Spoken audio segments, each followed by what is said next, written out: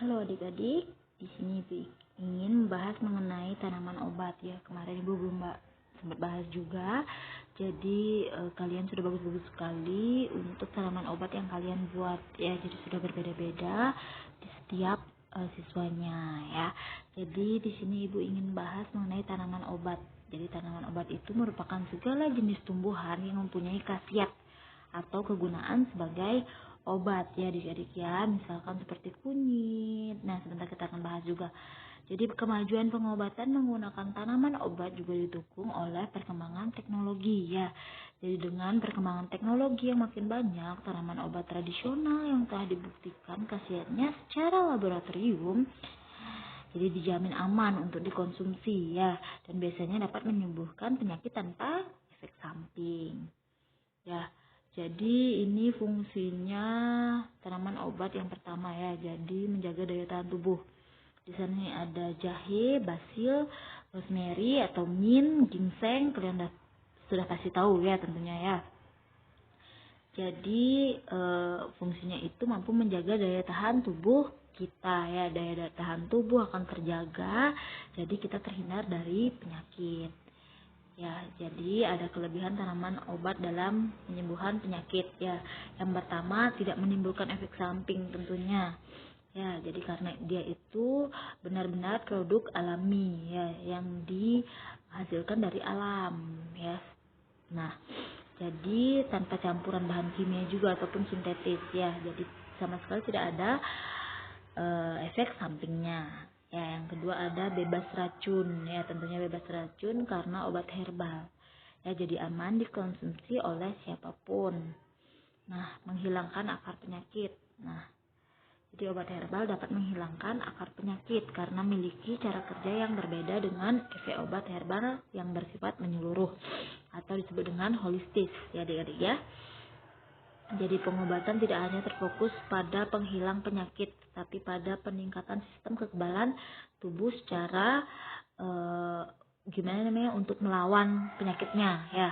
Nah, jadi yang keempat ada mengandung banyak khasiat juga ya, vitamin banyak dia ya mengandungnya ya.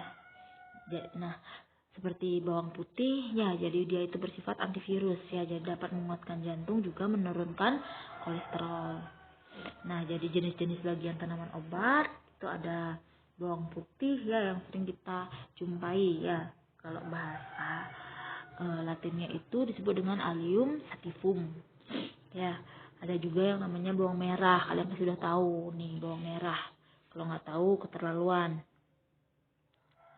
Allium cepa, ada bawang bombay, ada wortel, ada lengkuas merah ya. Kalian bisa juga baca-baca ininya, nama latinnya Alpinia purpurata, itu nama lengkuas.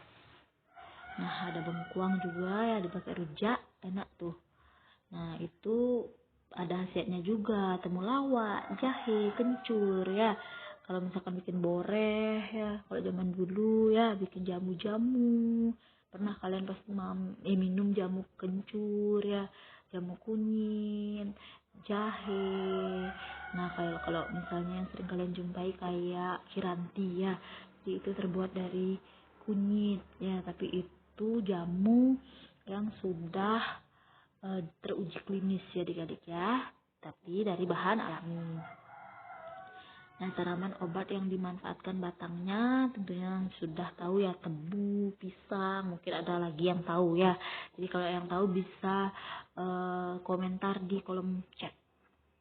Nah, tanaman yang dimanfaatkan daunnya bayam, kangkung, apalagi coba banyak ya kalau tanaman daun yang dimanfaatkan daunnya. Jadi tapi ibu hanya menyebutkan 2 saja di sini ya. Kalau kalian tahu lebih banyak lagi mungkin bisa di kolom komentar ya, diketik ya. Jadi tanaman obat yang dimanfaatkan kulit batangnya ada kamboja, ada delima ya. Jadi delima itu selain buahnya yang dimanfaatkan, ternyata batangnya juga ya. Jadi tanaman obat yang dimanfaatkan buahnya banyak.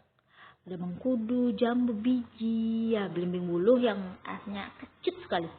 ada apel, melon, nanas, stroberi, mangga ya. Banyak mengandung vitamin-vitamin ya adik-adik ya.